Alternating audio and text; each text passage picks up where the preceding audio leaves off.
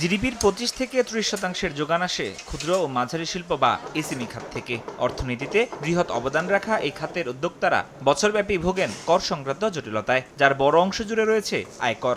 ট্যাক্সটা সরকার একটু বিবেচনা করে দেখে যে একটা নির্দিষ্ট অ্যামাউন্ট পর্যন্ত 5% ট্যাক্সটা দিতে হবে না, তাহলে আমাদের সেলসটা একটু বাড়ে বা আমরা একটু স্বাচ্ছন্দ্যবোধ দিয়ে কাজ করতে পারি। সমন্বিত উন্নয়নের জন্য তাদেরকেও অনবোর্ড করতে হবে, বাট ওই অনবোর্ড করতে গেলে যে যন্ত্রণাগুলো আছে এটা যদি সমাধানের পথ না সরকার সৃষ্টি করে, এটা কিন্তু যেই কথাটা বারবার বছরের পর বছর উচ্চারিত হচ্ছে সেটাই থেকে যাবে। আগের অর্থবছরের মতো চলতি 2025-26 অর্থবছরে করমুক্ত আয়ের সীমা 3,50,000 টাকায় রেখে বাজেট ঘোষণা করে অন্তর্বর্তী সরকার।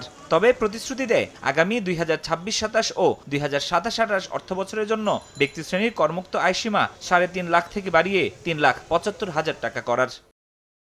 এনবিআর ও অর্থ মন্ত্রণালয় সূত্র বলছে, করমুক্ত আয়সীমায় পরিবর্তন আনছে নতুন বিএনপি সরকার। করমুক্ত আয়সীমা বেড়ে হতে পারে 4 লাখ টাকা, তবে কমতে পারে করের স্ল্যাব বা স্তর। 7 স্তর নেমে আসতে পারে 6 স্তরে। এছাড়া প্রথম স্ল্যাবে কর হার বাড়ানো হতে পারে 5%। তবে করমুক্ত আয়সীমা বাড়ানোর দাবি সাধারণ করদাতাদের। কর আদায়ে রাজস্ব বোর্ডের স্বচ্ছতা ও জবাবদিহিতা নিশ্চিত এবং ডিজিটাইজেশনে আরও জোর দেওয়ার তাগিদও তাদের।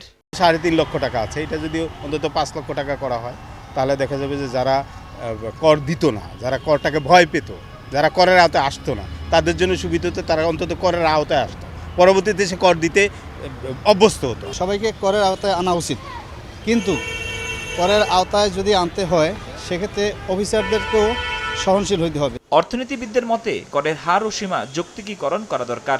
এছাড়া হার না বাড়িয়ে করজাল সম্প্রসারণে উদ্যোগী হওয়ার পরামর্শ দিচ্ছেন তারা। আমাদের কর আয়সীমাটা নির্ধারণ করার জন্য একটা যৌক্তিক মানদণ্ড আমাদেরকে ব্যবহার করতে হবে এবং যারা কর দিচ্ছেন তাদেরকে প্রেশারটা না বাড়িয়ে করের জালটাকে বিস্তার করার জন্য প্রচেষ্টাটাকে নেওয়া উচিত। রাজস্ব বোর্ডের তথ্য বলছে, প্রায় 1,20,00,000 কর শনাক্তকরণ নম্বরধারীর মধ্যে গেল 14 মে পর্যন্ত অনলাইনে নিবন্ধন করেছেন 50 লাখ করদাতা। বিপরীতে রিটার্ন দাখিল করেছেন 41 লাখ।